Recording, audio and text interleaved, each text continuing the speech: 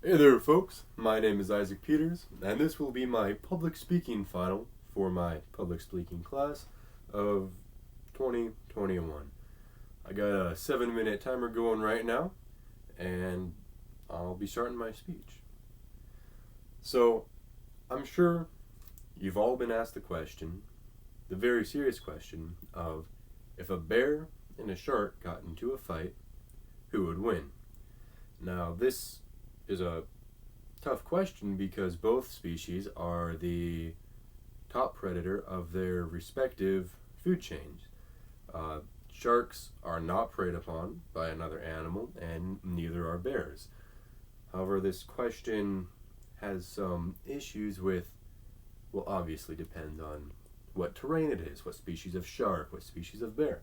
So I've hammered out some specifics as to what species, what location, and finally, who would win in a fight between a bear and a shark. Now, for species, I had to choose the great white shark. It's clearly the best choice. I didn't really put much thought into it. It's just the biggest shark I know of. Really symbolic. Won't go into it farther. And for the bear, my initial thought was a polar bear, and then I changed my mind and decided on the Kodiak bear. If you don't know what a Kodiak bear is a species of bear unique to the Kodiak Islands, and essentially they're a hybrid between a polar bear and a grizzly bear.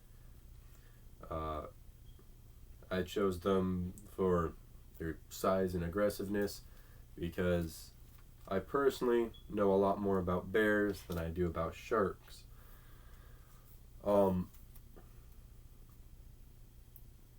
Now, where they will be fighting, I obviously I can't choose water because that's going to be huge advantage for the shark, and I can't choose like on land because that'll be a huge advantage for the bear. And so I came up with some big brain technical words and decided that they would be fighting in a third dimension in which each species has a movement speed equivalent to their preferred terrain. Uh, if that's too wordy for you, imagine the spirit scene from Brother Bear, where like the fish are flying around and the bear's running up and down in the sky and side to side. So basically, the shark's still able to swim, but the bear's still able to chase it down. Where it's like four-dimensional movement that is the most equal battleground I could think of between these two animals. And so now I'm gonna list out some like what are reasons a shark would win, what are some a bear would win. Now the shark has a lot more experience moving in four dimensions, you know? Water, you move up and down, side to side all the time. So that's a clear advantage as far as maneuverability between the shark and the bear. In addition, the shark's only got one attack, but it's a massive bite. They got a big mouth filled with rows and rows of teeth, and the average great white bite has a PSI of 669. PSI stands for pounds per square inch. It's the measurement used for any sort of force, and basically it means big bite. In addition, I don't know how many people know this, if it's common knowledge or not. However, a shark's skin isn't just skin. They're covered in little scales called dermal denticles, and they're basically little scales built on to their skin to make them more aerodynamic and move through the water faster. So if you rub your hand one way on a shark's skin, it'll be super smooth, and if you rub it the other, it'll be like you just shredded your hand on sandpaper. So that's another reason why the shark could win. However, the bear also can bite, and Kodiak bear has a bite force of 930 psi, which is roughly 300 higher. And so I think it's very reasonable to say that they both can injure each other. The bear can definitely bite the shark. Shark can bite the bear. In addition, that was all that was on my notepad. The bear, it's going to be easy.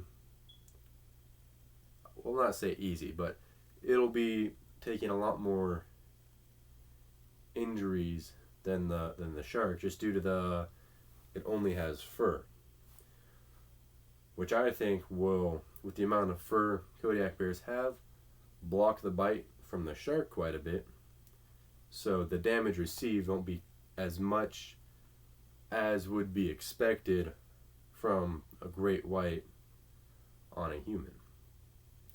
As far as size comparison goes, great white sharks, the males are like 11 to 13 feet long. Females are 15 to 16. For the Kodiak bear, they typically stand 10 feet tall when they're upright. And so the great white, this was a little surprising to me, but the great white is actually a little longer than the shark. Oh, that's my timer. Looks like I'm going over the time. The way I think the battle will play out is the shark's best bet is to quickly attack the bear and deal a fatal blow right off the bat. For the shark to win, you'll have to swoop in, bite the bear, deal considerable damage, and swim away, and then just stay out of the bear's reach while the bear bleeds out slowly and dies. The flaw with this plan is when the shark attacks, the bear can just hit it on the nose. It can bite the shark while the shark is biting it.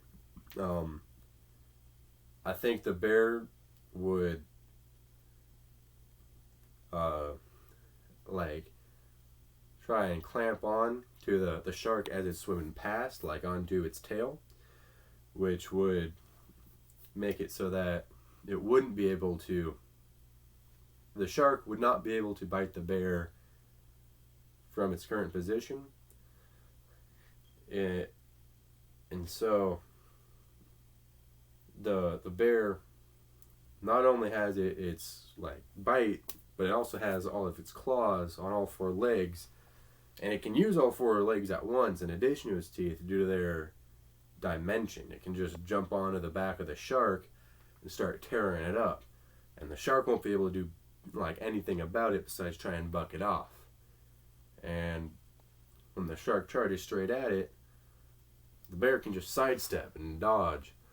And a great white might be able to try and get a glancing blow if that were to happen, but I don't think the great white would be able to accomplish a decisive blow in the first bit without also receiving one.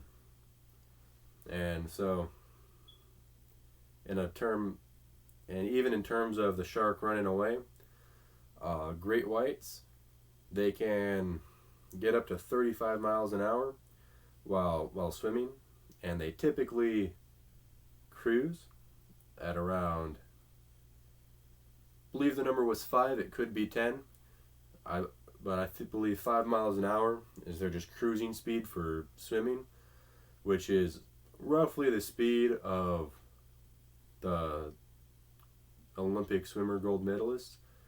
So a lot of speed, and they can only reach that speed, the 35 miles an hour short burst, Kodiak bears, however, can reach up to, it was either 50 or 65 miles an hour while running, and they can maintain a speed of 30 miles an hour for 10 minutes, I believe. High speed, long time. So even if the shark were to get a decisive blow and try to run away, the bear would be able to run it down, deal some more damage. Overall, I can see situations where the shark would win, but I believe in overall combat power, the bear has the advantage. Once again, my name is Isaac Peters, and this has been my persuasive speech.